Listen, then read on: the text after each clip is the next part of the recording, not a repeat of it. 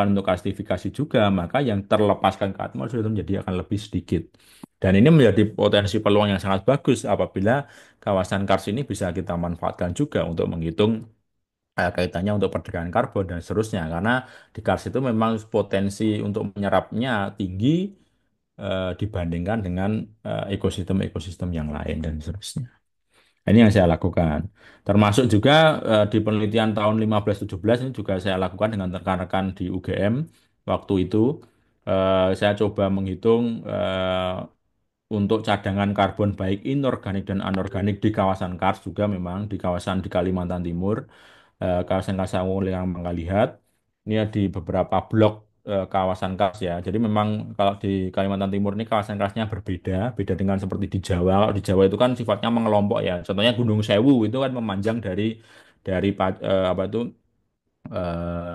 Gunung Kidul sampai ke Pacitan. Di selatan semua memanjang. Tapi kalau di Kalimantan Timur itu dia sifatnya itu blok-blok gitu nggih, memencar-mencar dan letaknya ini jauh-jauh gitu nggih. Dan rata-rata sebagian besar karsnya itu letaknya di remote area. Untuk masuk ke sini ini aksesnya kita harus jalan kaki sekitar 1 hari, 2 hari dan seterusnya. Jadi memang ketika itu memang ini eh, cukup menantang juga ketika kita membuat pemetaan ini. Dan dari sini temuan pentingnya apa? Temuan pentingnya ternyata kalau kita lihat dari sisi cadangan ya. Kalau kita hitung, sebenarnya ketika kita bandingkan antara cadangan karbon organik dan inorganik, justru inorganik itu memiliki potensi yang lebih besar. Jadi sehingga kalau kita bicara teori yang tadi, di awal tadi saya sampaikan bahwa tanduran karbon vegetasi itu yang justru yang terakhir dibandingkan dengan batuan, batuan nomor 2 ini terbukti di sini bahwa cadangan karbon inorganik dari batuan batuan gamping di sama-sama saya bandingkan di sama-sama lokasi ya. Saya hitung cadangan karbon organik di Sanggulunang Mangalihat dan juga di inorganik di Sanggulunang Mangalihat. Nah, ternyata memang nilainya jauh lebih besar yang cadangan karbon inorganik. Nah, sehingga memang tadi saya sampaikan kawasan kawasan itu potensial juga ketika ingin mau dimasukkan.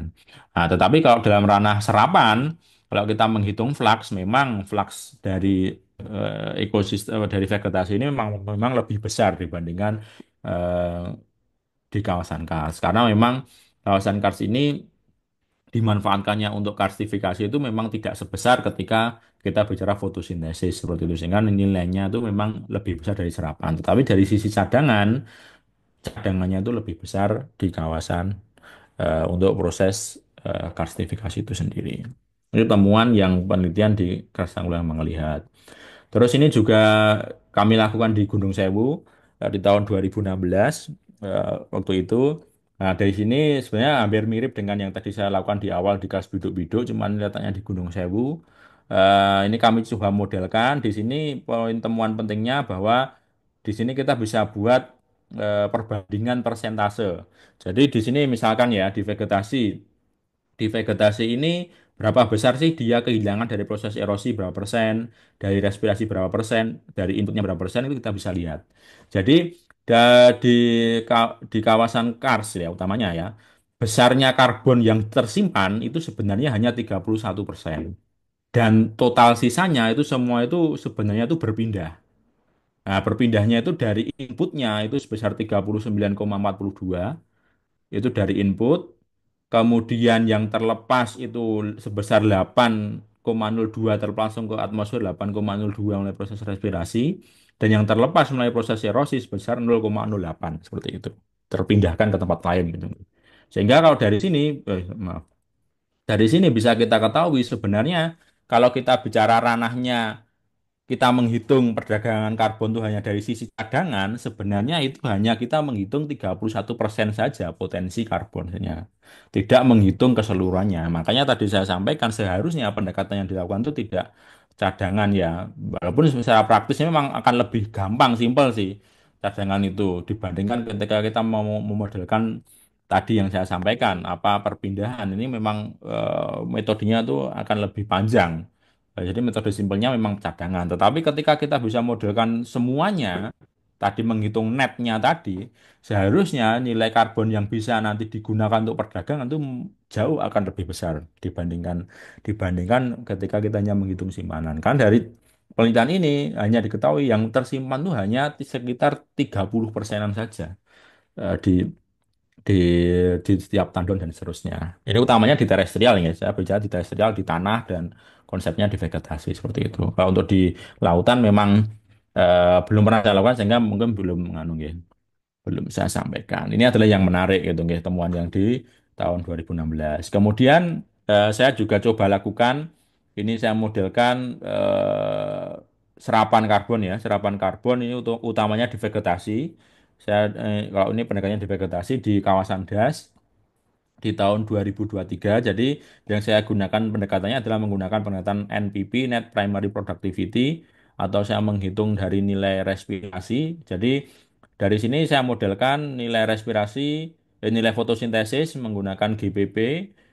Ini GPP, kemudian GPP ini saya kurangi dari nilai respirasi tanaman menjadi NPP atau Net Primary Productivity. Jadi serapan bersih yang dihasilkan dari vegetasi untuk menyerap karbon.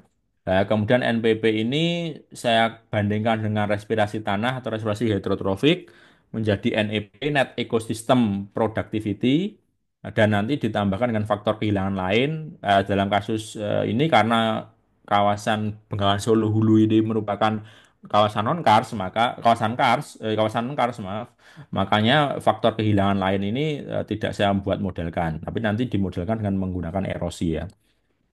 Nah, tapi kalau nanti di kawasan kas ini mungkin ada tambahan lain, jadi NEP-nya ini bisa dikurangi dengan nilai karstifikasi tadi yang saya sampaikan. Dan temuannya adalah ini yang ingin saya sampaikan, bahwa ternyata karbon sekwestrasi atau tadi serapan karbon itu sangat berpengaruh terhadap musim. Nah, pada musim-musim penghujan, sebenarnya musim terbesar vegetasi itu menyerap karbon itu kapan? Dari penelitian ini bisa disimpulkan bahwa sebenarnya musim paling besar vegetasi itu menyerap karbon adalah pada musim-musim penghujan dan juga transisi antara musim kemarau ke penghujan. Jadi nilai-nilai terbesar cadangan apa tuh vegetasi itu bisa menyerap karbon itu sebenarnya pada saat transisi antara musim kemarau ke penghujan dan saat musim penghujan itu adalah nilai terbesarnya. Pada saat transisi dari penghujan ke kemarau sampai ke kemarau, potensi serapan karbon itu justru memiliki nilai yang sangat rendah dan seterusnya. Nah, padahal kalau kita bicara sebenarnya ini kan tidak banyak dimodelkan ya ketika kita berbicara menggunakan konsep cadangan karbon. Karena cadangan karbon itu kan yang asumsi yang digunakan dia adalah cadangan karbon yang ada saat itu. Tidak melihat dari kondisi iklimnya tadi saya sampaikan. Sehingga sebenarnya ini ketika kita mau integrasikan akan menjadi lebih hasilnya akan lebih bagus.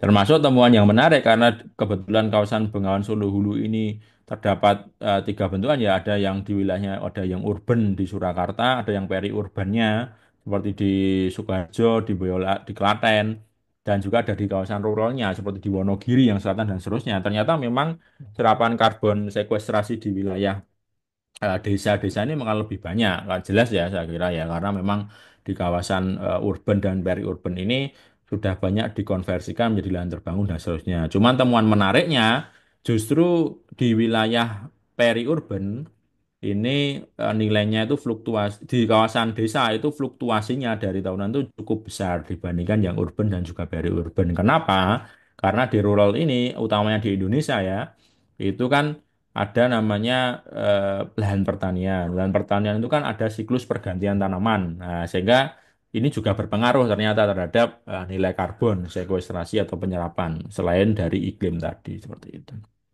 Ini temuan yang di Bengasdas, Bengasululu. Nah, terus ini juga saya coba kan di kawasan urban, di kawasan Solo gitu ya. Ini publikasinya, monggo nanti kalau mau dibaca.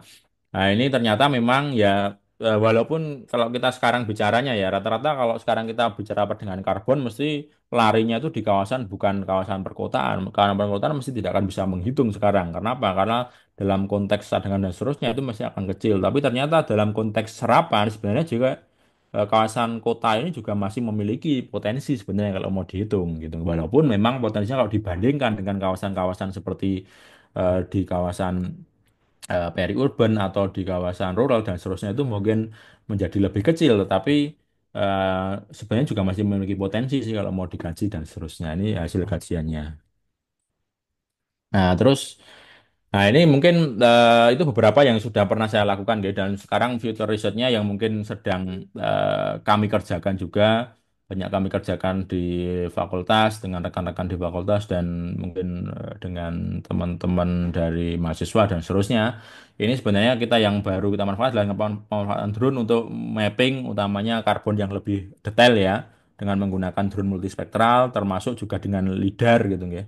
Karena ini memang jadi salah satu hal yang sekarang banyak eh, teliti, dikaji. Kenapa? Karena memang tadi ya kebutuhan kebutuhan untuk perhitungan cadangan karbon yang tadi saya sampaikan rata-rata itu menggunakan citra-citra yang sifatnya masih resolusi medium dan juga mungkin resolusi yang skala-skala yang besar. Pada skala-skala yang detail atau resolusi spasial yang kecil gitu ya, itu masih eh, belum banyak dilakukan. Makanya sekarang dengan adanya drone, utamanya multispektral, dengan adanya lidar, itu saya kira sangat membantu sekali untuk mengembangkan terkait dengan teknologi apa untuk memetakan karbon itu. Karena sekarang dengan adanya apalagi dengan adanya lidar ya, dengan lidar ini kita bisa menghitung apa nilai dPH, nilai tinggi tanpa kita harus ke lapangan, sehingga itu bisa meminimalkan atau mengurangi cost, mengurangi waktu ketika kita ingin memodelkan dari nilai serapan karbon itu sendiri. Ini fitur riset yang memang sekarang sedang kita teliti gitu guys, nah, teliti di Fakultas Geografi seperti itu. Jadi itu untuk mungkin sekedar apa ya untuk materi dan sekarang kita masuk tadi ya yang tadi saya sampaikan terkait dengan mungkin salah satu teknik yang untuk memodelkan perdagangan karbon gitu ya. Nah, ini sebenarnya sedikit lagi terkait dengan teori mungkin untuk mengawali terkait dengan nanti model perdagangan karbon ya. Jadi kenapa sekarang model perdagangan karbon ini menjadi salah satu poin penting ya? Karena apalagi di Indonesia ya, di Indonesia sekarang kan sudah keluar undang-undang dan juga sudah ada peraturan menterinya yang mengatur terkait dengan skema perdagangan karbon. Bahkan di tingkat Kementerian Keuangan pun sekarang saya kira sudah keluar peraturannya ke depan di Indonesia itu kita akan dikenai pajak karbon. Ada tambahan pajak lagi gitu ya. Namanya itu pajak karbon. Jadi nanti ketika setiap kita menggunakan sesuatu yang nanti bisa mengemisikan karbon, kita akan dikenai pajak. Nah, Nah, pajak itu digunakan untuk apa? Pajak itu nanti digunakan untuk memberikan insentif kepada apa? Kepada komunitas, kepada orang atau kepada suatu lembaga yang dia itu memiliki peran untuk bisa menjaga tambungan-tambungan karbon tadi. Nah, gitu ya. Nah, sehingga saya kira perdagangan karbon ini makanya sekarang mulai banyak di address ya, banyak di address, banyak diangkat isunya karena arahnya Indonesia itu saya kira ke depan akan seperti itu. Karena saya kira peraturannya sudah diteken, tinggal mungkin juknis untuk pelaksanaannya yang mungkin masih digodok di tingkat kementerian dan seterusnya seperti itu. Nah, ini saya sampaikan tadi ya, untuk yang kondisi sekarang yang praktis ya. Tadi kan saya sampaikan secara teoritisnya. Nah, sekarang yang praktis yang digunakan itu sebenarnya apa? Nah, dalam skema perdagangan karbon yang dinamakan sebagai RIDD plus ini, sebenarnya yang diukur tadi saya sampaikan, yang digunakan adalah yang dianalogikan sebagai carbon offset gitu ya. Jadi yang digunakan adalah misalkan kita mempunyai ya, misalkan besok teman-teman pengen ikut dalam skema untuk insentif karbon. Berarti kan teman-teman nanti harus punya namanya data baseline. Data baseline itu apa? Adalah merupakan data cadangan karbon di tahun X atau tahun tertentu. Misalkan saya punya lahan nih gitu nggak ya. Saya dan komunitas saya punya lahan berupa misalkan hutan kebun campuran yang itu dia memiliki potensi untuk menyimpan karbon sejumlah 2 hektar gitu nggak ya.